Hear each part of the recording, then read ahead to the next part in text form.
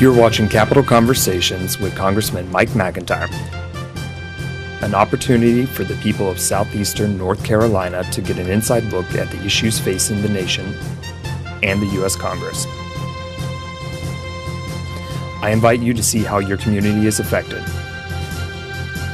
Now, from Washington, D.C., here's Congressman Mike McIntyre. Welcome to Capitol Conversations. I'm Mike McIntyre, your congressman from southeastern North Carolina, and this program is part of our ongoing effort to keep you informed about our work in Washington and how it affects you. Today we have a special guest, Shelley Fole, who is the Executive Director of the President's Council on Fitness, Sports, and Nutrition. Many of you may remember that when we were growing up, it was called for many years the President's Council on Physical Fitness. And their vision and their work has much expanded today in very many positive ways.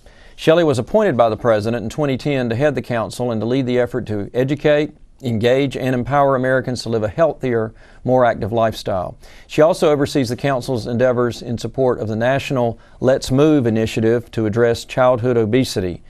And prior to her appointment, Shelley has directed numerous state and national initiatives to promote physical fitness and healthy living. In fact, she has some North Carolina ties for the last 20 years, has had a home in Durham, North Carolina, so not too far up the road from our district, and she works statewide in North Carolina. In fact, she co-founded Be Active North Carolina and was a founding director of Be Active America. She headed Be Active Kids and oversaw the training of more than 40,000 North Carolina teachers to implement physical activity in the classroom. And she has served with distinction in many capacities for our state, including the Governor's Council on Physical Fitness, the Governor's Task Force for Healthy Carolinians, and the North Carolina Alliance for Health.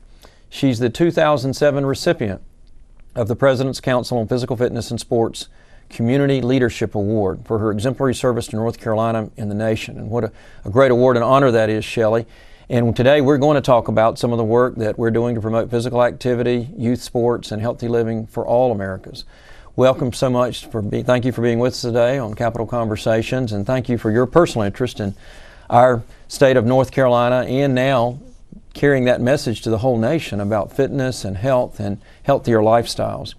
Why don't we start with you telling our viewers what the President's Council on Fitness, Sports, and Nutrition is about and what your role and vision for that is. Sure, absolutely, and so great to be here. Yes, ma'am. President's Council on Fitness, Sports, and Nutrition, and as you noted, we added nutrition to our name. Mm-hmm. So, and I think we all know now that it's about not only the energy in, but energy out. So that nutrition is equally important to the physical activity side of things. Good point. Yeah. Our goal really is to educate, engage, and empower all Americans of all abilities, all ages, to lead healthier lives. And we do that in many ways. We work with schools, we work with work sites, we work with older adult agencies. We have several programs, which I'm sure we'll talk about, but we also partner with a lot of organizations that are reaching people each and every day. Mm-hmm. Well, it's exciting because when you talked about the change in your title, I think that says a lot. We know a lot of us from growing up, the President's Council on Physical Fitness we all associated that with doing so many pull-ups or push-ups or how far you can jump certain distances, a standing jump and so on. But the vision is so much broader now, and that's what I think is exciting in terms of how the programs affect Americans and how fitness and nutrition play into a healthier lifestyle and how sports and recreation activities do. In fact, talking about sports and recreation activities, as you know, I founded and I co-chair the Congressional Caucus on Youth Sports, and I know that's been a great association for us because we have a common concern about dealing with childhood obesity, about the great programs that already exist out there in our communities. It's not another program that government has to invent, but rather something we can augment and complement and support in terms of the great recreation programs that our local recreation departments are doing. Many church leagues, many civic clubs sponsor leagues to help with youth sports and adult sports, but also encourage overall fitness. And someone may say, well, you know, it's fun to watch sports, but I'm not quite athletic enough. Well, there's still something in it for you. And I want us to talk some about that. Tell us what are some of the ways that now with the greater vision you have that adults of all ages and children, whether or not they're athletically inclined, can still be part of this fitness and healthier lifestyle. Sure, absolutely, and you're so right, and thank you for your leadership with the Youth Sport Caucus. It is so meaningful, and important today, as you said. And you. to that end, we know that physical education in schools is important. Youth sports are important, and when we talk about youth sports, a lot of us think that this is about building elite athletes, and you and I know that it isn't. It is about how do we engage all people of all ages in a manner that they can go out and enjoy themselves and have fun and get the physical activity that we know we all need, and to really be able to participate for their lifetime. And that's extremely important. And those are the types of things that we're working on now in partnership with many organizations across the country. Well, speaking of those many organizations, I know that our Caucus on Youth Sports, we brought in the resources of the GAO, the Government Accounting Office. And the GAO, we asked to have them do a study of the state of youth sports in America as well as physical activity. And about a month or so ago, we had a panel discussion on the GAO's report.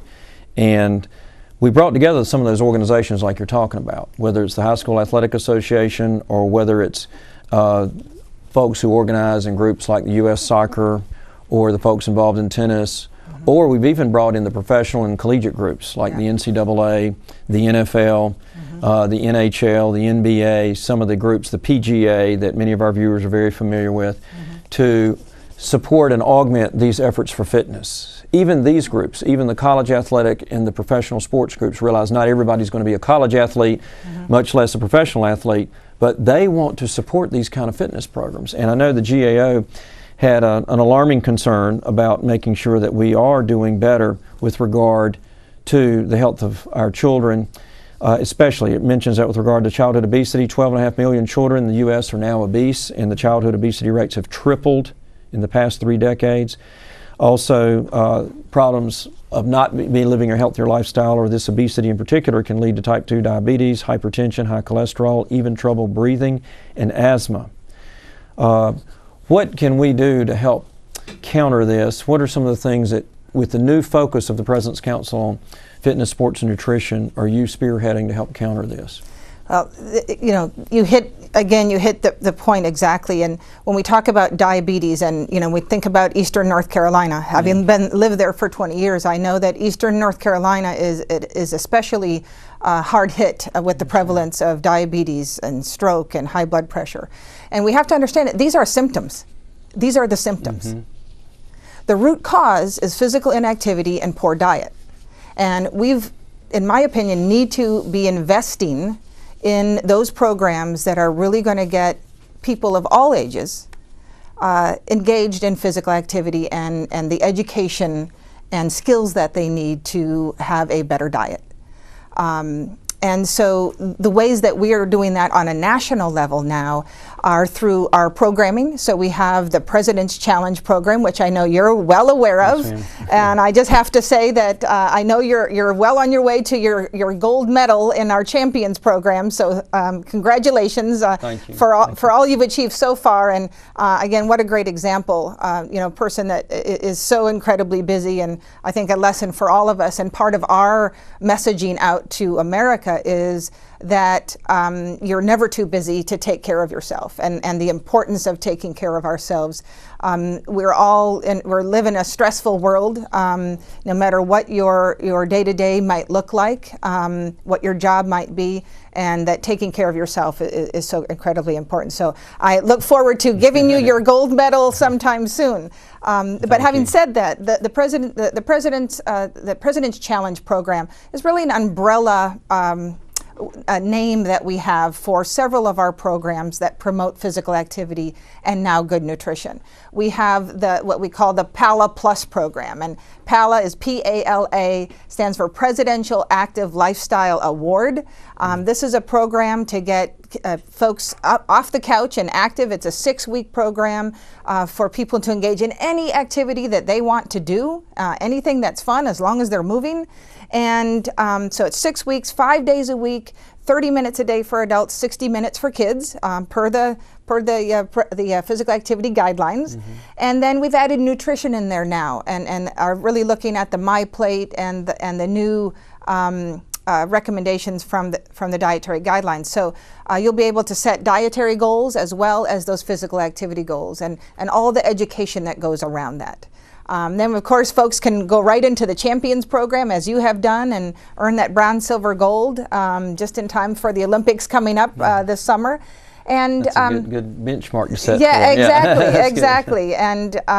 And then we also have school recognition programs for schools that are really striving to do better, to provide more and better quality physical education, and to reach the kids that we really need to reach. So those are a couple of the programs. We've got a great program now that we're revitalizing called I Can Do It, which really focuses on people with disabilities, which I think again is a place where we need to spend more time really reaching out to those folks with disabilities. And I just want to put in a quick plug also, that doggone test, the sit-ups and push-ups that we all remember, and most folks, that's how they know us out there.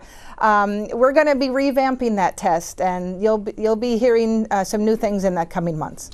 Well, I think what's exciting about that, and I know we just marked National Physical Fitness and Sports Month in May, is that when you say that, it's within reach now for all Americans. Yeah. Not because things are being softened up, or as some people say in other circles, things are being dumbed down. You dumb down the test to make it easy. It's not that. But what I found in the Presidential Challenge Program and Champions Program that you've mentioned is that folks can go online and they can see where they are, and they can get credit for whatever physical activity. The main thing is to move and get the physical activity. Yes. And obviously you get more points the more intense that activity is. But let's say whether it's mowing the lawn or climbing steps, which many people do in their regular lives anyway. Think about how many times a day you climb steps, or walking if you just want to stick a pedometer on you.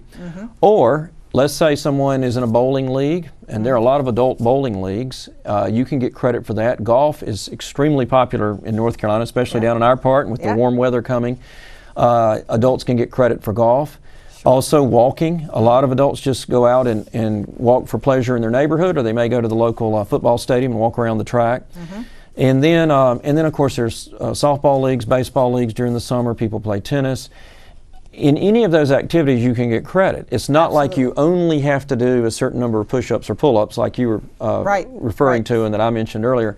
But what's exciting is that you can get credit toward this presidential challenge for active lifestyles, or ultimately for the President's Champions Award, even at any age. Not just the elementary school or junior high or middle school age anymore, but it's for any age. All ages. And I think that's an incentive, because I was at Senior Olympics just in the last month in Brunswick County in our district, and it was great to see how many senior citizens are active, and to think they could still earn a presidential recognition for their fitness and their nutrition and their activities, because that's as important at an older age, and even more so in some ways, as it is, we know, at middle and younger ages. So, if you're 6 or 106, you can earn the Presidential Active Lifestyle Award. Good way to put that. I want our viewers to say that again. I want to make sure our viewers heard that. Whether you're 6 or 106, you can earn the Presidential Active Lifestyle Award. And again, the emphasis on whatever activity that you're already doing in your daily lives. Try something new, try something fun. As long as you're moving, you do cartwheels across the front lawn. I don't care, as long as you're moving. Right, you can get credit for it. And absolutely, that makes it an achievable you get credit goal. for it. We count it, and it's not that you have to do 30 minutes or 60 minutes all at one time. You can break it up into different bouts of physical activity. And I think that's a real key message for Americans to hear. This whole notion of no pain, no gain is really old. It's old school. We know, and Centers for Disease Control confirms, that even short bouts of exercise, so 10 minutes here, 10 minutes there, taking the stairs instead of the elevator, parking further away at the grocery store, that all adds up. And those small steps really add up to better health. All right. Well, I wanted to make sure too, in terms of our thinking about ways we can enhance or further this, there are, I know, valuable lessons learned through team sports, and having been involved in youth sports myself and having coached youth sports for several years and worked with youth sports programs, there are valuable lessons we learn, and I think that complements what you're about. We talked today about, with our young folks who are so plugged into video games and plugged into all the electronic appeal that goes on and other options they have for activity. that we're losing that sense of the continual physical activity. When it used to be that when you got home from school in the afternoon, you'd go out and play baseball or go hit tennis or do something physical, whereas now folks can sit down and just do simulated activity with video games and so on. What are some of the ways that you're finding that you're having to meet that challenge to encourage, as we look at the childhood obesity or the young folks establishing a healthier lifestyle? What are ways that you're meeting that challenge as we look to the next generation and the temptations they had to be doing other things than getting up off the couch and getting out and doing physical activity? Sure. Well, we live in an age of technology, and I often say that we've engineered physical activity out of our daily lives. Technology has allowed us to sit down. And now we've got to figure out a way to how to engineer physical activity back into our lives. Listen, we know that technology is here to stay. Right. That's the deal. We know that especially our young people are going to engage in that technology. They love that technology. They are going to play those video games. So the question then becomes, how do we utilize active video gaming? And we see more and more on the market now, the active gaming. So I'm happy to announce that we've just created a partnership with the Entertainment Software Association. These are the video gaming folks. These are the folks that create the games that go on the different consoles. And our challenge to them is to make more. To do more in the active gaming realm. And in the age now where you have motion sensors, you don't even need to have the little control thing. The console is just seeing your body movement, and it's tracking it for you. And so now you can utilize the different active gaming games that are out there and earn your pala, for example, just as a motivator. So our goal is to utilize that technology. I mean, pedometers are technology. It gives us that immediate feedback. Now we're seeing more accelerometers in our smartphones. So if you got your smartphone with you now, you can track how much you're active, or maybe how much you're not as active as you would like to be. So it's really important that we engage that technology and use it in the positive way to get us that physical activity that we need. And obviously, a lot of that technology can help us too with our food choices. And talking about food choices, what have you found in terms of ways to encourage good nutrition? That's something that people are going to do. They're going to eat something, and they're going to eat, whether it's several times a day. I know some nutrition experts say eat smaller meals more times a day.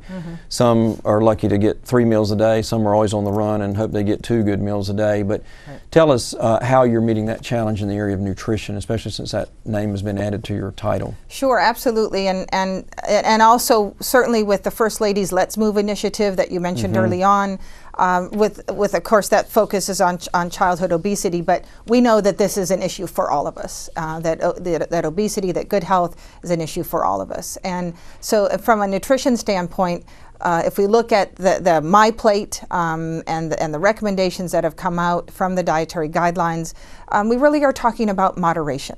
We are really talking about enjoying foods. We are talking about making more times making our own foods, having dinner as a family, having opportunities to not only educate adults, but how do we educate the kids? So we've seen some success, and as I've traveled all over the country, what I see is the kids learning positive nutrition habits, how to make healthy snacks, and taking that home and actually educating the parents, which I think is a good model as well. Well, and of course in Eastern North Carolina, the great agricultural base we have there, I've been excited, and as a member of the Agriculture Committee, to see the opportunities for vegetables and fruits grown locally, that our farmers grow, that then are being used in the schools, so that it's a win-win. The farmers not only can sell their locally produced crops to the local schools, but the schools themselves can then serve fresher and healthier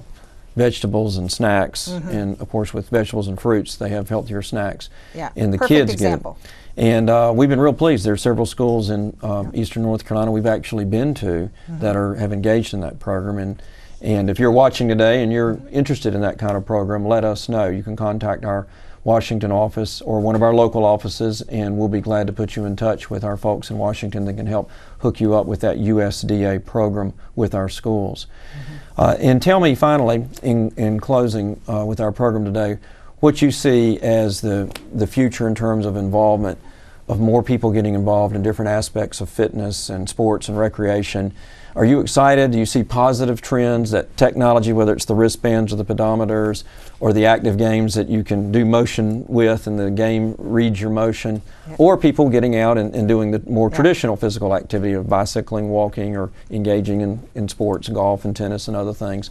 Are you positive in terms of the way that you all are assessing the state of our physical fitness, or a higher state of awareness that people need to have about it? Yeah, we're ever hopeful, and I think more and more people are understanding that this is a true issue. We are seeing an epidemic in obesity. The Weight of the Nation report just came out also in May, and it looks like now that if we do not turn the tide on this, that by the year 2030, 42% of adults will be overweight or obese, or I'm sorry, obese.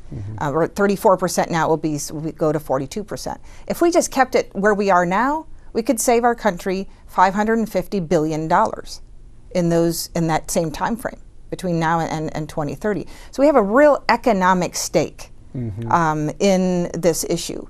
So it behooves all of us to be working on it. I'm ever hopeful. I see so many partners coming together.